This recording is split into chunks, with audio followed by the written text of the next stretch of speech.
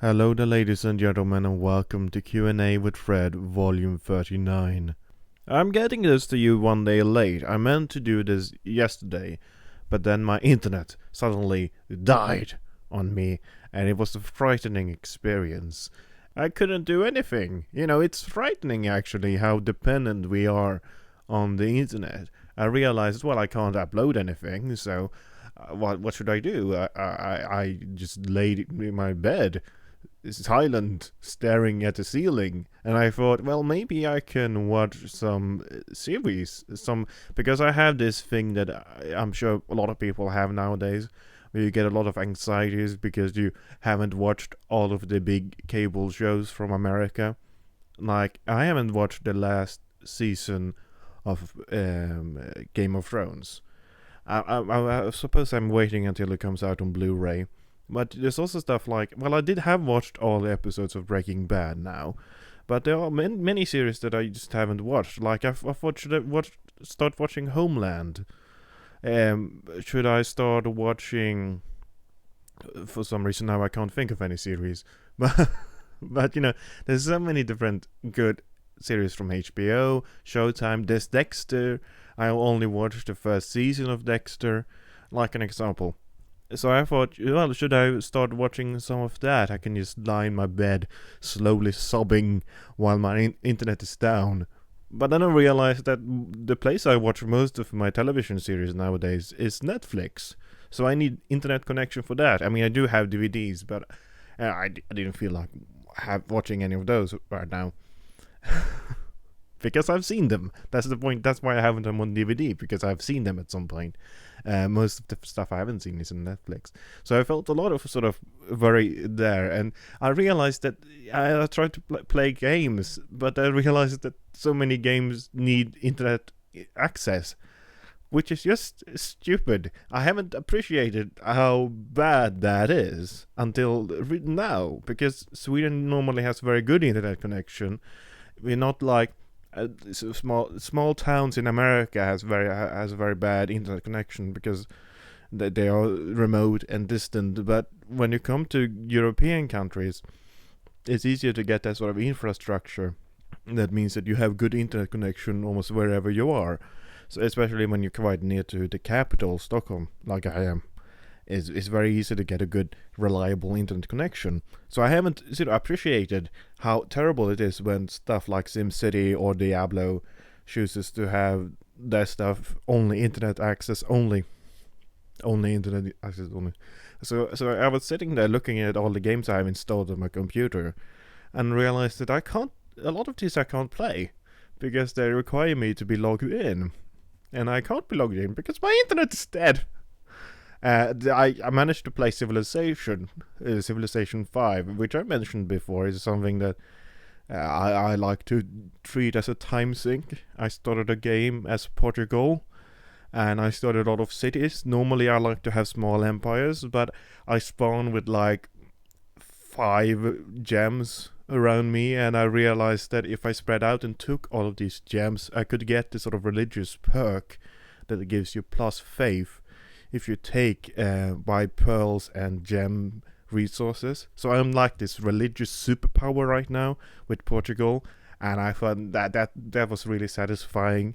So yeah, I managed to weather through this downtime of not having any internet. But it is, frightening how dependent we are on technology nowadays. We can't live without it, especially for sort of young whippersnappers such as myself. We need internet.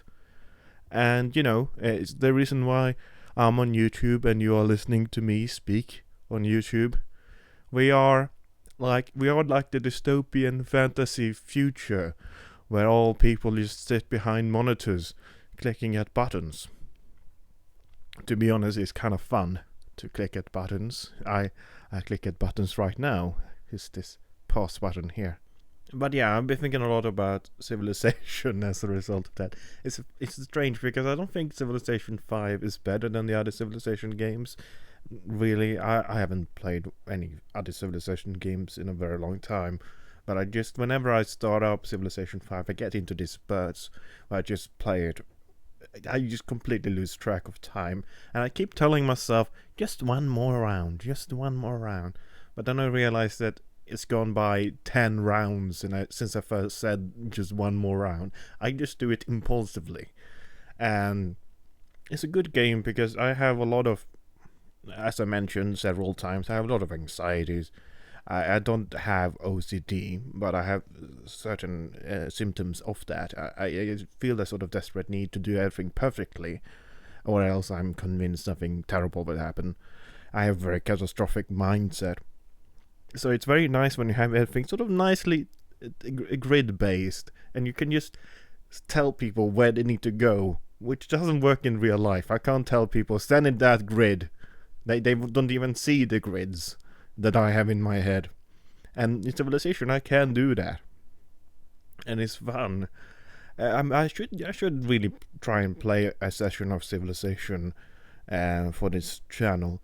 I'm not sure how interesting it will be to watch, but if people want to see that, I probably will try.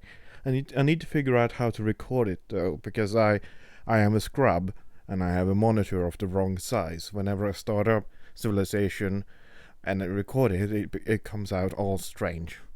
I am not good with computers at all. I like to press the buttons on the computer, but I'm not. I can't explain how the buttons come to be in the first place. But it's the thing I always do with Civilization. I have this. I mentioned this on Twitter like last year when the last expansion came out. But I always name my religion sexuality. That's always the name I pick for my religion. And I always like having Vatican City available as a city-state, because at some point, like when I was playing yesterday, I begin laughing when it comes up so a small note saying the Vatican City wants sexuality. For some reason that always makes me laugh. And I also like this idea of sexuality spreading across the world. And I always pick the Catholic symbol because I think that's the most blasphemous, because Catholics don't like sex. Anyway, I've ranted a lot about non-questions here. It's already been 7 minutes of recording. I'm going to mention one more, and I'll answer 2 questions today because it's gone on for a very long time. I hadn't had internet access. I needed to talk. I needed to try and express my feelings of worry and fear and dread. So, yeah. But one thing I'm going to mention is that if you're not following any of my blogs, I have 2 blogs. I have a personal blog and an art blog. But on the art blog, I've been doing lots of drawings. I've been drawing Yogscast members dressed as cows, because I thought that was fun.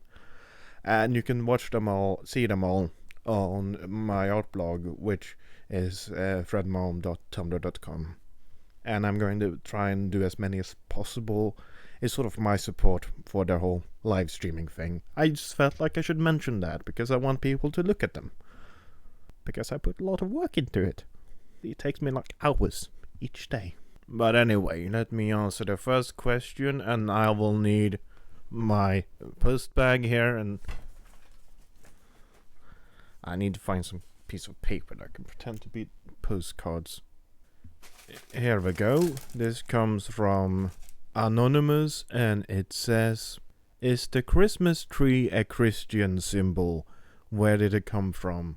Well, considering that it is a pine tree we're talking about, generally, I know some people make Christmas trees out of palms or cactuses or oaks. I don't know, whatever you do in your strange little traditional family setup. But normally the Christmas tree is a pine tree. So no, Jesus wouldn't really have anything to do with it, because Jesus didn't live in Northern Europe. Jesus lived somewhere in Palestine, wherever that is. Well, it is a sort of Middle East sort of area. That's where Jesus lived, and there's not a lot of forested areas around there. It's kind of deserty. So presumably you can assume that it's not a Christian symbolicism of any sort. I think it's pagan, and I think it's from around Germany. But to be honest, is the sort of thing that annoys me a bit. is the emphasis put on Christianity during Christmas, as if it's the most Christian of all holidays, because it isn't. As we all know, there is the term Yule that some people use. In Scandinavia, our word for Christmas is still Yule. And it's an old pagan thing. Much of the tradition, like, for example, Santa Claus. Santa Claus is definitely a pagan figure, even though you have Saint Nicholas that a lot of people like to sort of point at. But still, this idea of a bearded man with woolly clothes living up in the north, it's not necessarily a Christian idea. Like, this whole idea of Christmas as a wintry thing obviously has Northern European roots, because, as I said, about in the Middle East where Jesus lived, they wouldn't have snow. So all of our ideas of what Christmas should be does not have inherently sort of Christian roots. It's just we've adapted. We have traditions of celebrating the midwinter long before we became Christian. And then when we became Christian, we simply adapted this sort of Christian sense of celebrating Jesus' birth. But we don't even know if Jesus was born during this time of the year. It's just that we wanted an excuse to celebrate, because humans are like that. We want excuses for everything. And we also felt as if we couldn't just be pagan. We couldn't just celebrate something for the sake of it. We had to celebrate it because we were good. We were good followers of Christ. So that's why we adapted all this Christian stuff. But it's very artificial. And I don't mean to trash all the Christians listening to this. It's fine. But you can't... The problem we have quite often is that we immediately put the Christian faith above all other faiths. And it's not quite true. I mean, Christianity is not above being changed or being manipulated or malleable in some ways. Christianity changes a lot, and with certain traditions like Easter and Christmas, the celebrations, the old roots, they are much older than, since we've been Christian. Like, Sweden hasn't even been Christian for 1,000 years. Like, Stockholm, we have had Stockholm for as long as we've been Christian almost, which is kind of particular to imagine. And London existed before Sweden was Christian. Like, we can't really have this idea of Christianity as being the foundation for everything, because it isn't. It is an affectation, and it is quite a strong affectation. I mean, Europeans really seized to this whole Christian thing quite intensely, of course. Crusades and so on, and missionaries. Obviously, Christianity matters a lot for European mentality, but our old traditions, that the things that shaped our the very beginnings of our civilizations, the foundation of what we are, either the barbaric stuff or the Roman stuff, all of that, certainly it has nothing to do with Christianity. And I mean, and if you're one of those people who just associate Christmas immediately with Christ, then you might not like to hear that, but I don't. I'm not a Christian myself, so I have no problem with saying that it's a sort of strange mishmash of all sorts of different folkloric, mythological, religious ideas mashed together as an excuse. And I like that. That's what I like. I like excuses, because I like formality. Okay, this is the last question for today, because as I said, I took so much time early on ranting about lack of internet, so yeah, only 2 questions today. And this comes from Anonymous, and it asks, what is it like having snow on Christmas? Is it wonderful, or is it tedious? I hear a lot of people from the northern countries complaining about snow. Do you feel the same? Well, actually, earlier this week, was it last week? I can't exactly remember, but it snowed for the first time here in Sweden. So right now there's all snow outside, and I kind of like snow in a way. I like to look out and see the snow, because it makes things slightly brighter, because everything is covered in this because snow reflects light. It's small ice particles, so, and it's also white, so everything suddenly looks less dark, and I quite like that. The problem is when you go out and walk somewhere, because suddenly you realize that everything is slippy, and you have to get good boots. I don't mind the cold, really, and I also don't think that... I mean, it's colder when there isn't snow, because when it's just sort of open and windy, that's when it gets the coldest.